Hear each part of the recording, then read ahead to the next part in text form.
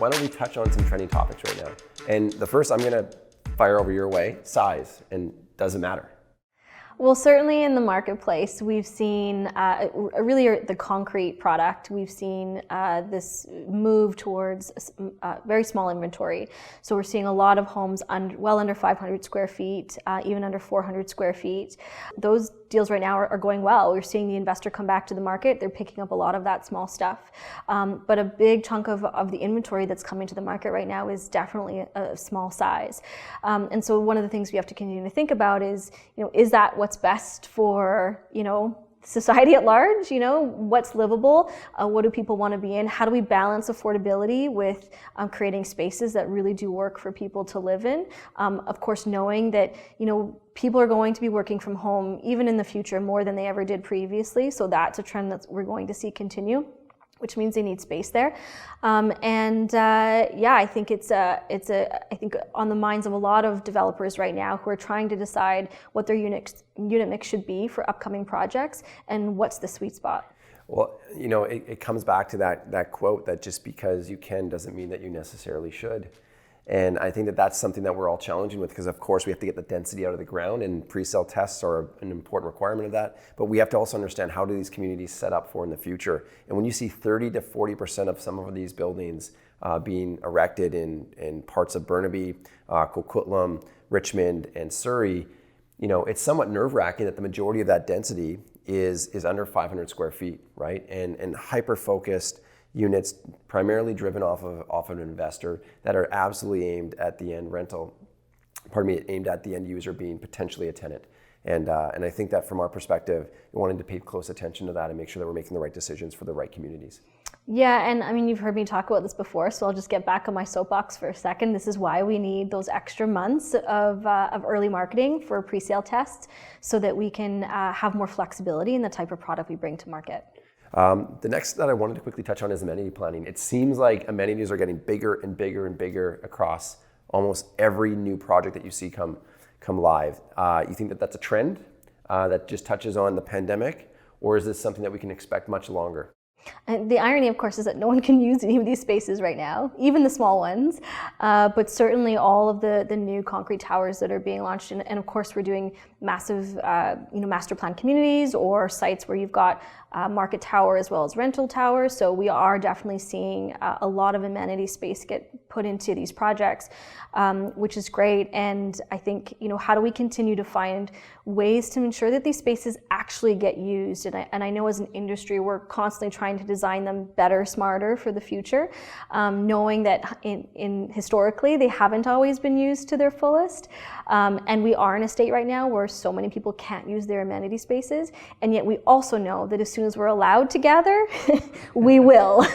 And so these spaces will become incredibly useful and valuable for these projects in the future. So really the bet that you have to make today is the belief that we resort back to many of the habits and many of the things that we took a lot of joy from and how we connected. And in those amenity spaces that are being built in many complexes are going to be part of daily life for those residences. I think the last trending topic that we need to hit on is mortgage rates. This is driving. We had about, depending on the calculation and depending on credit, we have the ability of purchasing between 12 and 17% more from an affordability standpoint with rates as low as they are today. It feels like much of the success that we're seeing in both the resale and the pre-sale marketplace is a function of buyer demand that relates back to the notion that with cheap rates come more affordable mortgages. And noting that the resale market is finally cresting back to those high water marks that we had just 2 to 3 years ago, feels like there's a strong up market over the coming months. Yeah, and we don't see those interest rates changing anytime soon. They certainly are going to stay low for at least the next 6 months and probably into next year, given that our vaccine rollout is a bit slower than we expected. And I think until that really changes, we're going to see low interest rates. So we have much of our home buyers today thinking about a local market, right? Thinking about how to make investments back into their daily lives in the form of space and also in the form of housing. And of course, none of them are traveling today, right? All of our residences and for the most part, purchasers are thinking about 2021 being a year that will primarily be in the neighborhoods that they live in. 2022 will all be about travel, but at the same time, we'll have immigration continue to surge, and we'll have our airports open up. So international travel will return back to Vancouver in all likelihood.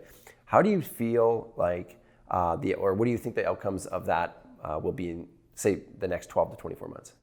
Yeah, I mean, obviously we're tracking immigration numbers quite closely, and a big reason of that is because we know that a lot of people who enter Canada do prefer our location. Vancouver's a global city; it's an amazing place to live. We've talked about that before, and that's going to continue to be so.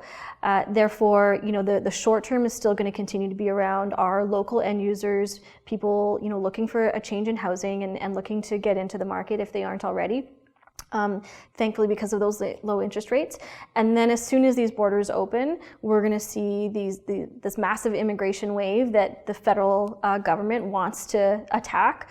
We're going to see a lot of influx of those people into our market here locally, which means that they're really going to sustain the next 12 to 24 months beyond, because all of those people are going to need housing. So it's hard not to imagine an 18 to 24 month on property values, provided that we have a low rate environment and consistent demand with very, very limited supply measures over the next 2 years. Anything else to add, Sue? Well, I guess just on that note, knowing that it takes anywhere between 18 to 24 months to get your projects approved through your city and into market, we better get poking our developer clients to get their projects in, so that we don't have this lack of supply that we've talked about previously as well. Because if our pricing is getting pushed right now, again, it doesn't look like that's going to change in the foreseeable future, which means we need to ensure that we're adding enough supply to the market.